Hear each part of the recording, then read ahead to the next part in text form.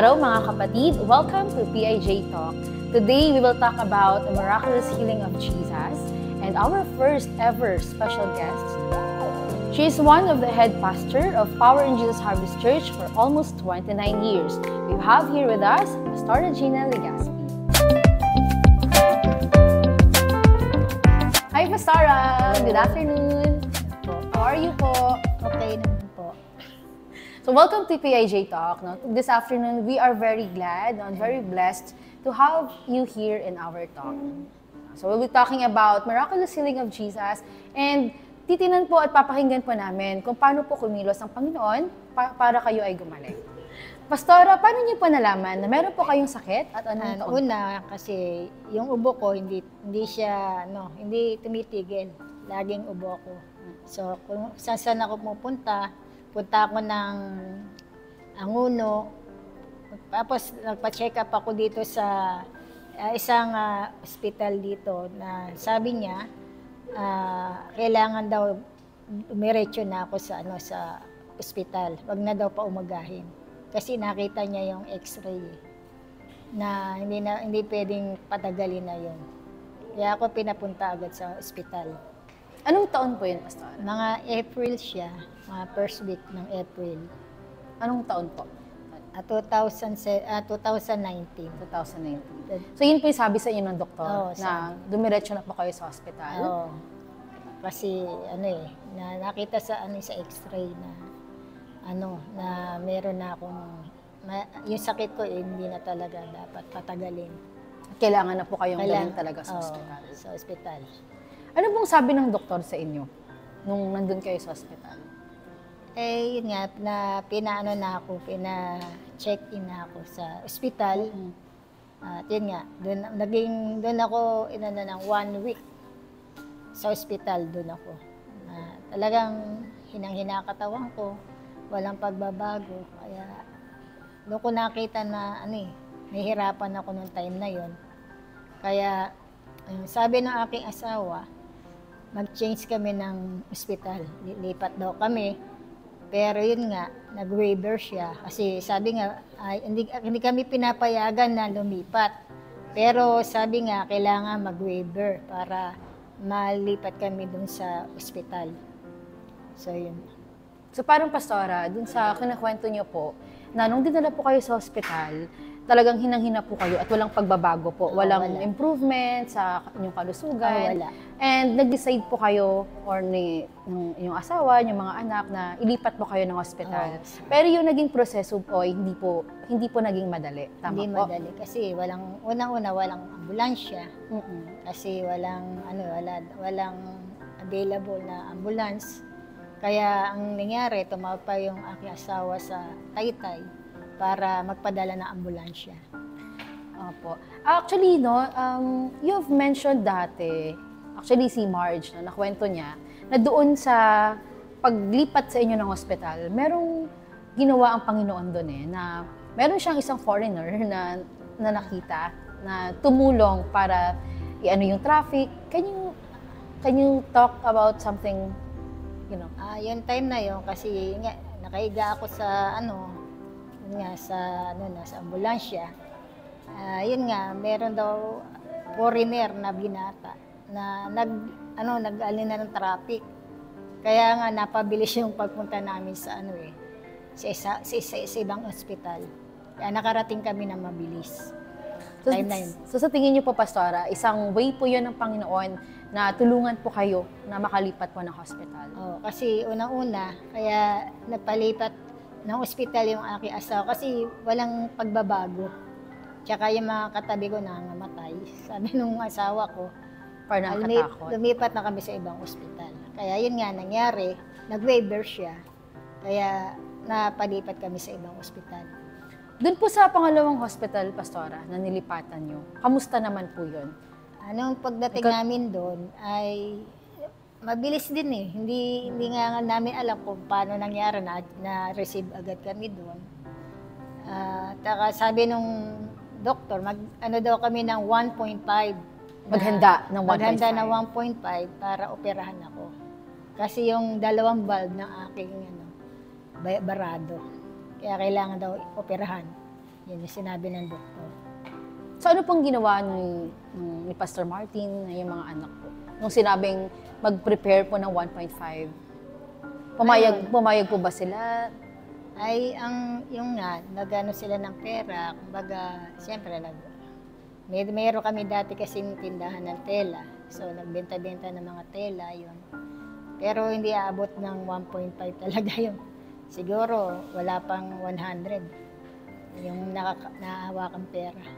Pero sa experience mo, Pastora, ano yung tumatakbo sa isip mo noon?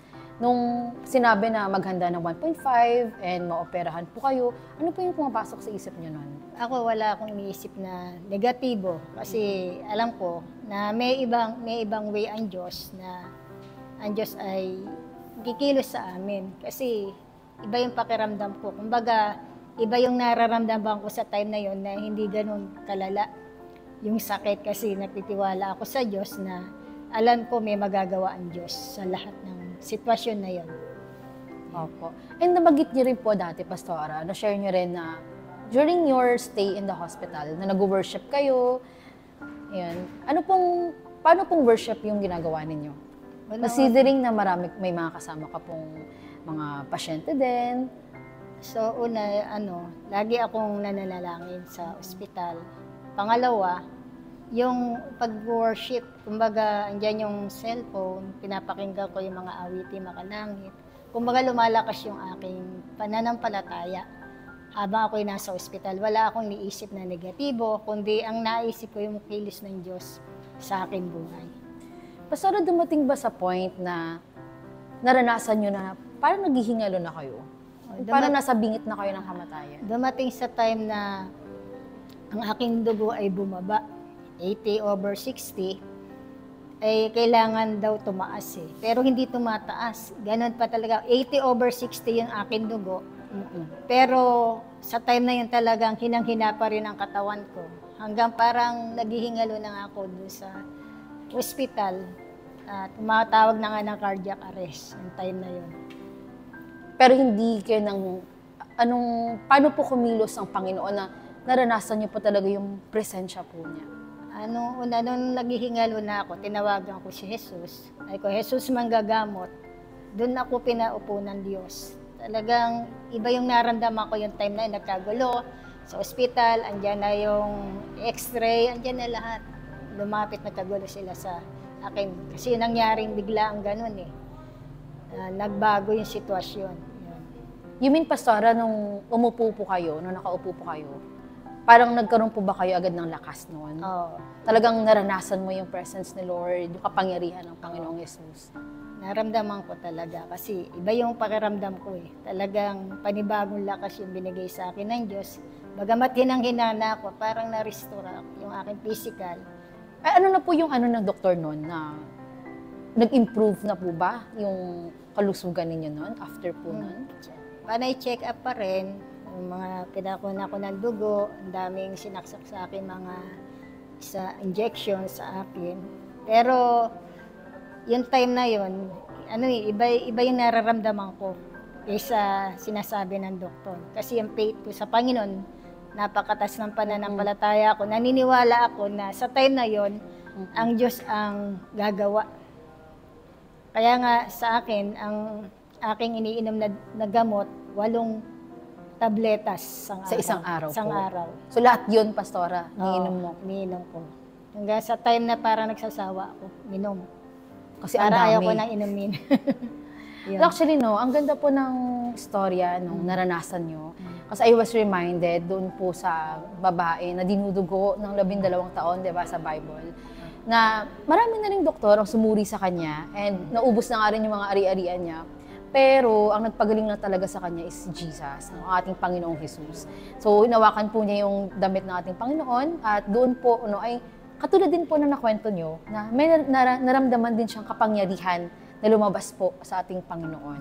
So, tunay nga talaga, na kung ano man yung mga nangyari noon, talagang pinaparanas pa rin ng ating Panginoong Jesus. So, yun nga, naranasan ko. So, yun nga, uminom ako ng gamot, mga 2 months, yan, uminom ako ng gamot. Pero hindi na ako nagpatuloy sa pag-inom ng gamot. Nag-stop na ako ng gamot hanggang ngayon. Hanggang Hindi ngayon? na- Ngayon po, hindi na pa kayo Wala umiinom, na Pastora? ako niinom na gamot. Yun yung miracle ng Diyos, yung naranasan ko. So tunay nga, Pastora, no, na kung meron kang pananampalataya talaga sa Panginoon, papagalingin ka talaga ng ating Panginoong Jesus. Oh, yun nga, nakita ko. Kumbaga sa buhay ko, naranasan ko talaga yung himala ng Diyos. Kasi may layunin ng Diyos sa akin na ako'y gagamitin pa ng Panginoon. Kaya noong 2019, April, 2 months, nailabas ako sa ospital. 1 month sa isang ospital, 1 week sa isang ospital, 1 week din sa isang ospital hanggang sa ako ay inuwi na sa bahay. Actually, no, yun nga ang ano ko, Pastore, parang siguro sa mga nakikinig sa oras na ito, no, may mga times na tinatanong po natin ng ating Panginoon, Lord, bakit mo pinaparanas sa akin ng mga sakit na to, karamdaman na ito? Sa tingin niyo po, bakit po kaya pinaparanas ng Panginoon na magkaroon tayo ng sakit o karamdaman? Siguro ang Diyos may purpose na kailangan talaga na mag-serve talaga sa Panginoon, na paglingkuran ko talaga ang Panginoon. Kasi dati, may business ako mga, 5 years ako nag-business ng telahan. Pero sa time na yun, nagkaroon ng karamdaman. Siguro, doon ko na-realize na ang Diyos kailangan talaga ay paglingkuran. Kaya noong time na yun, nakaramdam ako ng healing, nakita ko na ang Diyos talaga ay makapangyarihan na dapat natin paglingkuran. Doon ko na-realize na ang Diyos dapat sumunod ka sa plano niya. Iba yung plano natin sa plano ng Diyos. So you mean, Pastora, dumating kasi sa point mo na parang nawalan ka ng oras sa Panginoon dahil sa business ninyo? Hindi naman, nag-ano rin ako, nag-ano rin ako sa gawain. Kasi pag may gawain, pupunta rin ako sa mga Bible study. Pero iba na talaga yung priority mo. Ang Parang Panginoon. hindi, parang in summary po, parang hindi siya naging priority mo. Kasi sa umaga talagang nakapokus ka sa business. Pero nung ito na ngayon, nakita ko na unang-una talaga, yung Lord ang dapat mong unahin sa buhay mo. Kaya nakita ko na may plano ang Diyos sa nangyari sa buhay ko. Ibig sabihin, may purpose si Lord para makita ko yung kabutihan niya na siya talaga yung Diyos na manggagamot sa ating buhay. Pastora, sa mga nakikinig po sa atin na nakakaranas din po ng inyong naranasan, ano pong gusto nyong sabihin or mensahe po sa kanila? So, mensahe ko lang sa mga nakakaranas ng karamdaman ay kailangan manampalataya tayo sa Diyos na ang Diyos ay manggagamot. Katulad sa akin buhay, na hindi ko alam na magkakaroon ako ng sakit ng enlargement of the heart tsaka yung pulmonya. No? Doon ko lang naranasan na talagang may panahon talaga ng sakit. Pero may panahon na ang Diyos nagpapagaling. Amen. So, ang nakita ko dyan, na walang imposible sa Diyos, na kahit anong karamdaman, malalaman, ito man ay hindi, kayang pagalingin ng Diyos. Kung ginawa ng Diyos sa akin, na ako'y pinagaling ng Panginoon, kaya rin pagalingin ng Diyos sa yung mga karamdaman ngayon, katulad na nangyari sa aking buhay. Yes, Pastora, no? Tunay nga na talagang ang Panginoong Diyos, no? Ating Panginoong Jesus, ay kung meron ka lang pananampalataya, ipagagaling ka talaga niya. So sabi nga from Jeremiah 30:17, and I will restore you to health and heal all your wounds, declares the Lord. So, thank you, Pastora, sa pagpapaunlak po ng panyaya dito sa PIJ Talk at sa mga kapatid po natin na nakikinig, no? Tunay nga na ang Diyos ay kumikilos, anuman ang iyong karamdaman, anuman ang iyong sakit. Patunay na patotoo po si Pastora Gina na kaya pong gumawa ng himala ng ating Panginoong Jesus. Maraming salamat po mga kapatid sa inyong pakikinig and see you on another episode of PIJ Talk. God bless everyone!